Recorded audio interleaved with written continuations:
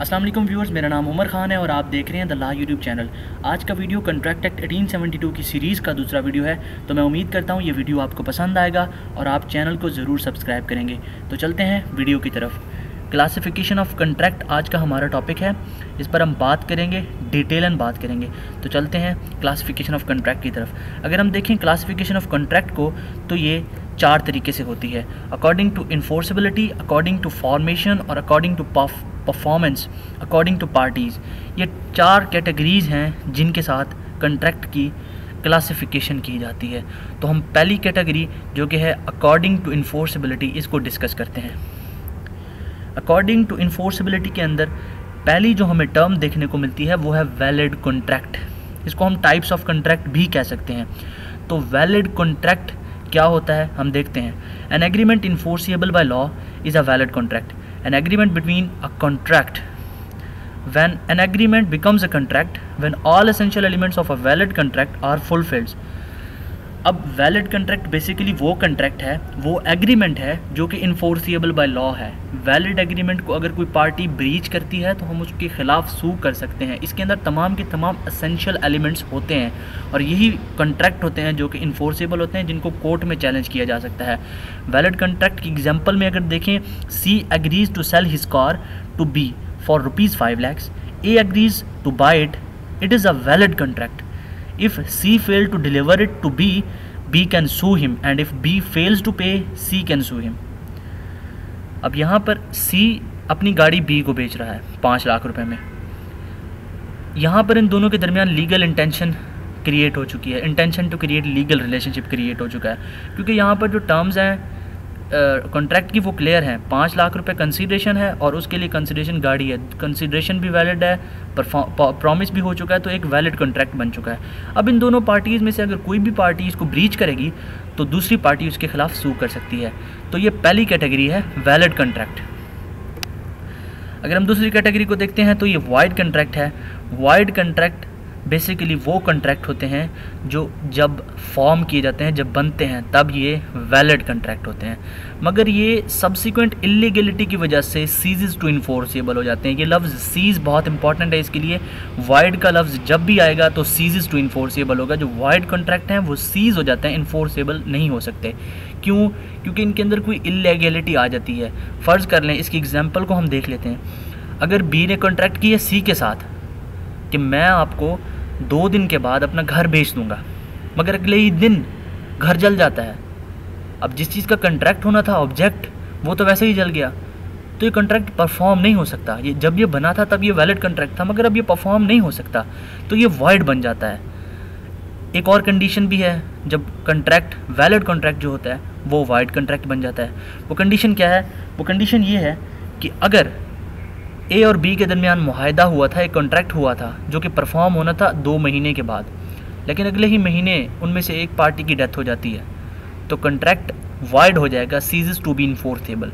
Contract perform होने के काबिल नहीं रहेगा, तो इसको वाइड कॉन्ट्रैक्ट कहते हैं। उसके बाद अगली टर्म है wide able contract. Wide able का वर्ड जब भी आएगा, इसका मतलब ये कॉन्ट्रैक्ट बनाते वक्त एग्रीव्ड पार्टी जो है उसकी फ्री कंसेंट नहीं शामिल। मतलब जो उसने मुआहदा किया है, या तो क्रॉशन हुई है, मिसप्रेजेंटेशन हुई है, मिस्टेक हुई है, फ्रॉड हुआ है, मतलब उस इंसान की फ्री कंसेंट इस चीज़ के अंदर शामिल नहीं है कॉन्ट्रैक्ट बनाते वक्त।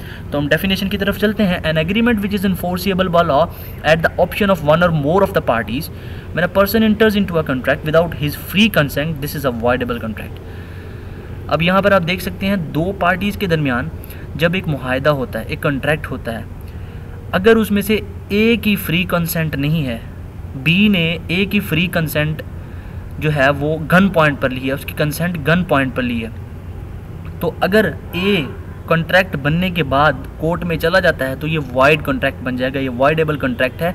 ए की मर्ज़ी है, अगर ये कॉन्ट्रैक्ट में रहना चाहे, इसको वैलिड बनाना चाहे तो बना सकता है, वरना ए अपना इख्तियार, अपनी राइट इस्तेमाल करके ये कोर्ट में जा सकता है और इसको वाइडेबल बना सकता है। वाइडेबल का मतलब होता है एक बंदे की मर्ज़ी, एग्रीव्ड पार्टी की कंसेंट नहीं है, अगर वो कोर्ट में जाती है तो वो इस मुआहदे को वाइड बना सकती है।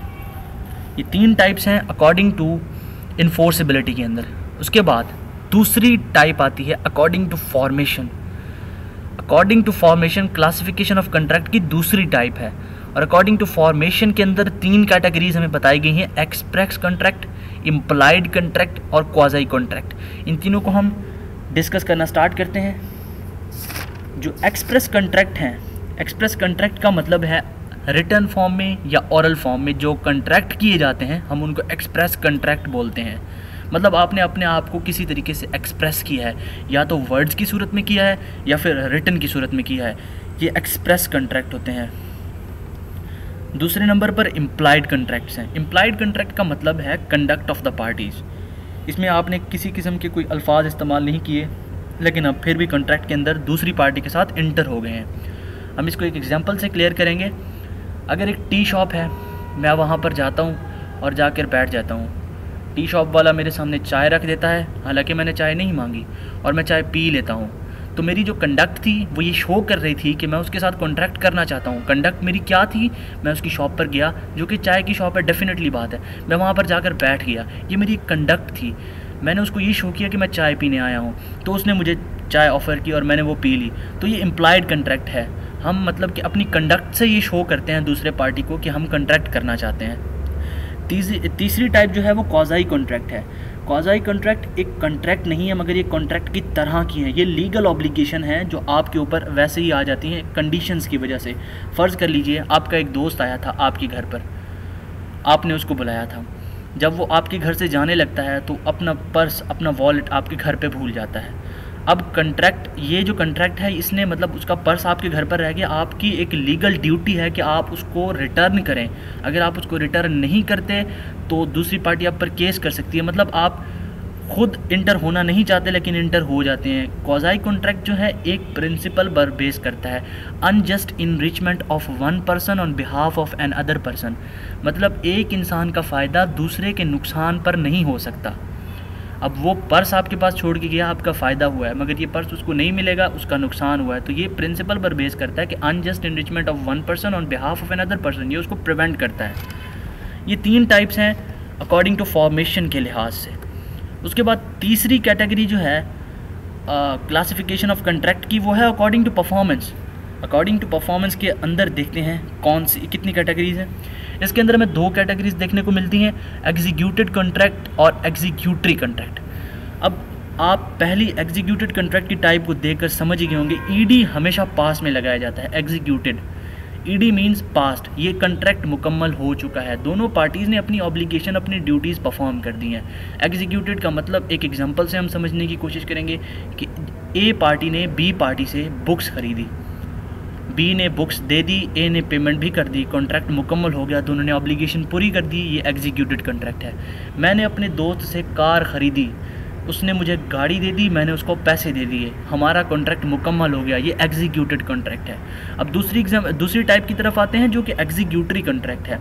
एग्जीक्यूटरी कॉन्ट्रैक्ट का मतलब है दोनों पार्टीज़ की ऑब्लिगेशन ऑन स्टैंडिंग है, उनमें से किसी ने परफॉर्म नहीं किया। हमने प्रॉमिस किया है कि मैंने और मेरे दोस्त ने कि मैं उससे गाड़ी ख़रीदूँगा, और मैंने उसको कहा कि मैं उसको 2 हफ्तों बाद पैसे दूंगा। मेरे दोस्त ने कहा कि मैं तुम्हें 2 हफ्तों बाद गाड़ी दे दूंगा।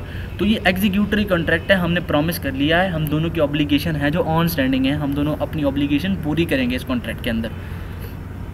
चौथी कैटेगरी जो हमारी आती है क्लासिफिकेशन ऑफ कॉन्ट्रैक्ट के अंदर, वो है according to parties. According to parties contract को 2 हिस्सों में डिवाइड किया गया है, 2 टाइप्स में डिवाइड किया गया है पार्टीज़ के लिहाज से। एक यूनिलेटरल कॉन्ट्रैक्ट है और एक बायलेटरल कॉन्ट्रैक्ट है। जो यूनिलेटरल कॉन्ट्रैक्ट है, it is one sided contract, it is a contract where one party has to perform his promise.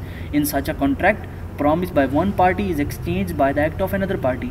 इसके अंदर एक पार्टी है वो अपनी ऑब्लिगेशंस पूरी करती है, दूसरा उससे प्रॉमिस करता है। फ़र्ज़ कर लीजिए मेरा पर्स गुम होता है, मैं एक इश्तिहार लगाता हूँ कि जो इंसान भी इसको ढूंढ कर लाएगा मैं उसको इनाम दूंगा। अब मेरा प्रॉमिस है, दूसरे का एक्ट होगा, वो उसको ढूंढेगा और मुझे ला कर देगा।